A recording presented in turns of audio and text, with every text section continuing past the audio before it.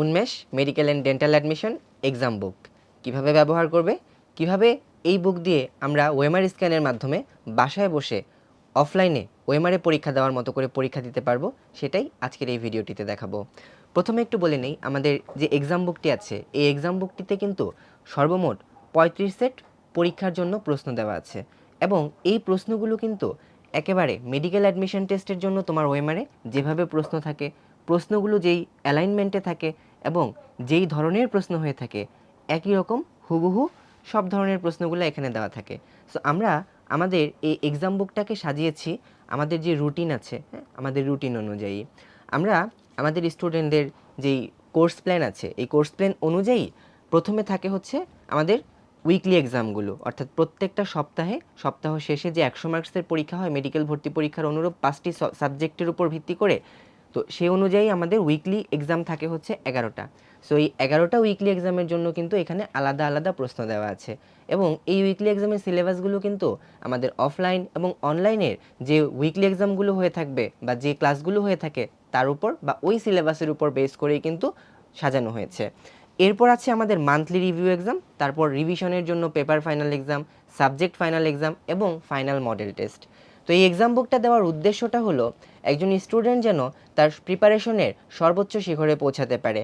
আমরা যখন বাসায় বসে প্রিপারেশন নেওয়ার পর আমার প্রিপারেশনটা কতটুকু হলো সেটা নিশ্চিত করার জন্য আমি কিন্তু আমার ব্রাঞ্চে পরীক্ষা দেওয়ার আগে বা অনলাইনে পরীক্ষা দেওয়ার আগে নিজে নিজে আরও একটা পরীক্ষা দিয়ে আমরা সেলফ অ্যাসেসমেন্ট করে ফেলতে পারি এবং তোমাদের এই সেলফ অ্যাসেসমেন্টের জায়গাটাকে উন্মেষ আরও একটা উচ্চতায় নিয়ে গিয়েছে, এমনভাবে যে তোমরা বাসায় বসেই তোমার নিজের উদ্ভাসন মেশের যে অ্যাপ আছে এই অ্যাপের মাধ্যমে তুমি কিন্তু পরীক্ষায় অংশগ্রহণ করতে পারবে।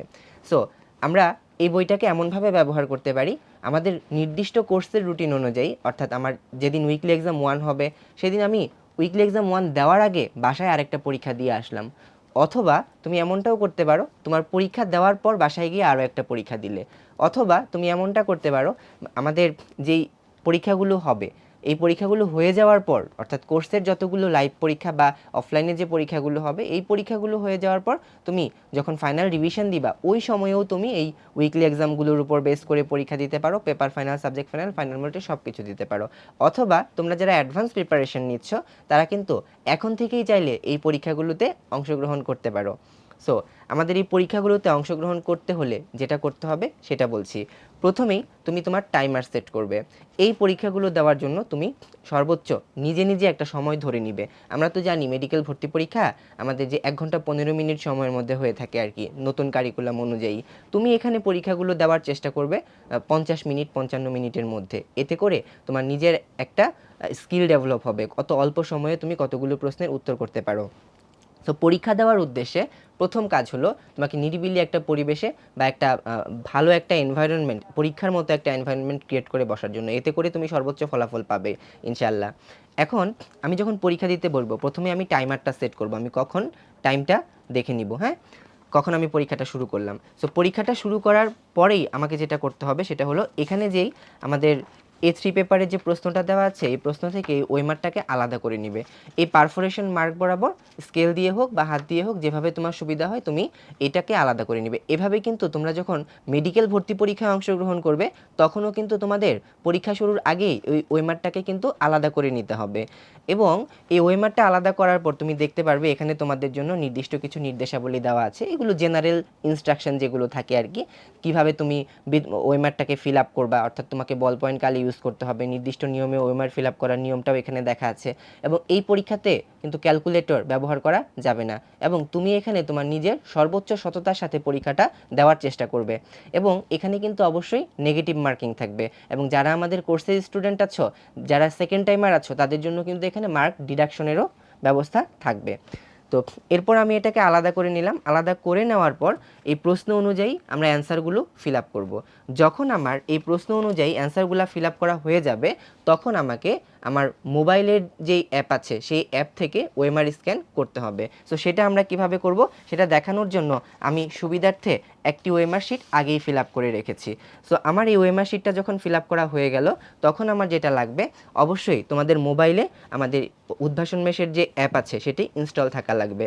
সো ওয়েমারটাকে রাখার পর মোবাইলের প্রপার ইন্টারনেট কানেকশন রেখে আমি উদ্ভাসন মেশের যে মোবাইল অ্যাপ আছে সেই মোবাইল অ্যাপটিতে আমি লগ ইন করবো। সো মোবাইল অ্যাপে যখন আমি লগ ইন করবো তখন আমি এরকম একটা ড্যাশবোর্ড দেখতে পাবো। সো এই ড্যাশবোর্ডের মধ্যে আমাদের এই যে কোয়েশ্চেন অর ওএমআর স্ক্যান যে অপশনটি আছে এই অপশনটিতে ক্লিক করব। সো এই অপশনটিতে ক্লিক করলে কিন্তু আমরা মোবাইলের ক্যামেরার মতো একটা ইন্টারফেস দেখতে পাচ্ছি।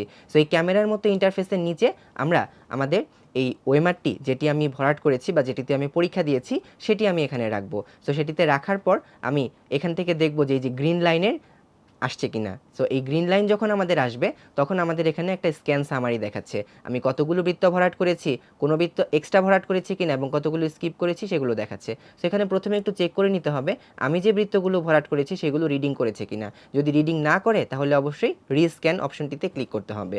সো যদি সব কিছু ঠিকঠাক থাকে আমরা এরপর ইভ্যালুয়েট বাটনটিতে ক্লিক করব। সো এই ইভ্যালুয়েট বাটনটিতে ক্লিক করার পর আমরা দেখতে পাচ্ছি রেজাল্ট সামারি কিন্তু দেখা যাচ্ছে। সো এখানে এই রেজাল্ট সামারি যখন আমরা দেখতে পাচ্ছি এর পরবর্তীতে আমরা যে প্রশ্নটিতে পরীক্ষা দিয়েছি তার অ্যানালাইসিস রিপোর্টও দেখতে পারবো, অথবা কোনো যদি সমস্যা থাকে আমাদের টেকনিক্যাল টিমের কাছে কিন্তু আমরা ফিডব্যাকও দিতে পারবো। সো আমি এখন অ্যানালাইসিস রিপোর্টটি দেখতে চাই। এই অ্যানালাইসিস রিপোর্টটিতে কিন্তু আমি ইন ডিটেলসে আরও সব কিছু দেখতে পাচ্ছি এবং যে প্রশ্নটা ছিল ওই প্রশ্নটার কারেক্ট অ্যান্সার কি, এই প্রশ্নটাতে যদি কোনো ব্যাখ্যা দরকার হয় তাহলে সেই ব্যাখ্যাটা কি এবং প্রশ্নটার রেফারেন্স কি, কোন বইয়ের কোন পেজ থেকে প্রশ্নটা করা হয়েছে। সো আমি যখন এগুলা দেখব আমি কিন্তু এখানে ফিল্টার করারও আমি অপশন পাবো।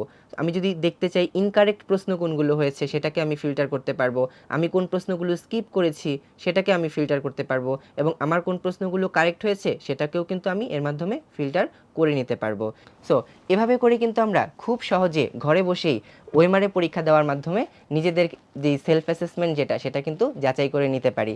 এছাড়াও তোমরা যারা চিন্তা করবে যে না আমি মোবাইল অ্যাপে পরীক্ষা দিব না, তোমাদের জন্য কিন্তু এই এক্সাম বুকের যে মডেল টেস্টগুলো আছে এই প্রশ্নগুলোর অ্যান্সার কিন্তু আবার বইয়ের যে শেষ পেজগুলোতে আছে ওইখানেও দেওয়া আছে।